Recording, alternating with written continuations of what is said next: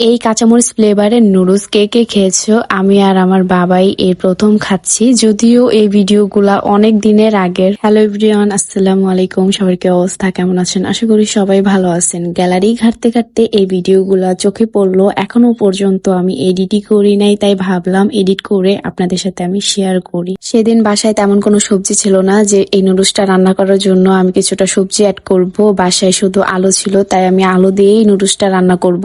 Noodles সিদ্ধ করার সময় কালারের জন্য গ্রিন কালারের ফুড কালার ইউজ করছি। আম্মু যখন আমাকে এই কাঁচামরিচ ফ্লেভারের নুডলসটা এনে দেয়, নুডলসের প্যাকেটের মধ্যে সবুজ কালারের নুডলস রান্না করার ছবি ছিল, সেজন্য ভেবেছিলাম মনে হয় সবুজ কালারের নুডলস। এখন প্যাকেট খুলে দেখি যে না, নুডলস রান্না করতে যে কেউই কিন্তু পারে। সামান্য একটু তেল দিয়ে পেঁয়াজটা দিয়ে একটু বাদামি করে সামান্য, তারপরে আলুটা দিয়ে দিলাম। এখন আমি লবণ দিয়ে দিলাম, তারপরে দিয়ে দিলাম গাজর। একটুখানি গাজর ছিল ফ্রিজে, সেটাই আমি কুচি কুচি করে এখানে দিয়েছি। তারপরে একটা নুডলসের মশলা আমি আলুর মধ্যে দিয়ে দিলাম। আলুটা একটু ভাজা ভাজা হয়ে গেলে ওই একই কড়াইতে আলুটা একটু সাইড করে সামান্য পরিমাণের তেল দিয়ে, তেলটা গরম হওয়ার পরে একটা ডিম দিলাম। ডিমটা আমি একটু ভাজা ভাজা করে তারপর আলুর সাথে মিশিয়ে নিয়ে আলুটাও আমি একটু ভাজা ভাজা করব। তারপর এই তো কাঁচামরিচ ফ্লেভারের নুডলস গুলা এর মধ্যে দিয়ে ভালো করে নেড়ে চেড়ে মিশিয়ে নিয়ে এরপর নুডলসের মশলা দিয়ে আরেকটু ভেজে নিলেই কিন্তু নুডলস রান্না করা শেষ। যদি বলি এই নুডলসের টেস্টের সম্পর্কে, তাহলে বলবো সব নুডলসের থেকে